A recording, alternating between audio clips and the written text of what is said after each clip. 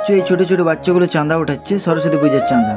তো এখন তো প্রায় সরস্বতী পুজো অবধি দেখতেই পাওয়া যাবে যে রাস্তায় প্রায়ই জায়গাতেই চাঁদা ওঠানো হয়। কিন্তু কিছু কিছু মানুষ এতটা ছোট লোকের মতো ব্যবহার করে যে এই বাচ্চাগুলোকে গাল দিয়ে দিচ্ছে ধমকে, যে ছাড়, আবার গাল দিচ্ছে। তো আমি একটাই কথা বলতে চাই তাদের জন্য, যে তোমার কাছে চাঁদা নেই সেটা তুমি বলে দিতে পারো যে তোমার কাছে 5-10 টাকা টাকা নেই। তা বলে এই ছোটো ছোটো বাচ্চাগুলোকে গাল দেওয়া, এটা কী রকম ব্যবহার?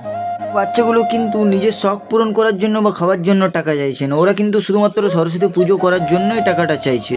তো বাচ্চাগুলোকে 5-10 টাকা দিয়ে দিলে তোমার কিছু কমে যাবে না, কিন্তু হ্যাঁ ওদের সাথে তুমি কিন্তু খুশিটা ভাগ করে নিতে পারবে আর ওরাও অনেকটা খুশি হয়ে যাবে। 5-10 টাকা দিয়ে কিন্তু সরস্বতী পুজোটা পার হবে না, কিন্তু তাও ছেলেগুলো একটা আনন্দ যে হ্যাঁ টাকা চাঁদা তুলবো। আর বছরে এই আনন্দটা হয়তো একবারই পাওয়া যায়, বছরের চাঁদা কিন্তু একবারেই উঠাই, তাও আবার শুধুমাত্র 10টা দিন। যদিও কিন্তু সারাটা বছরে আর একবারও এরা চাঁদা উঠায় না। তো এই রকম কিন্তু করা উচিত না, এদের সাথেও ভালো ব্যবহার করা উচিত। যদিও এরা ছোট বাচ্চা, আর এদেরকে ভালোভাবে বোঝালে যে বাবু ছেড়ে দে, তো এরা কিন্তু বুঝে যায়।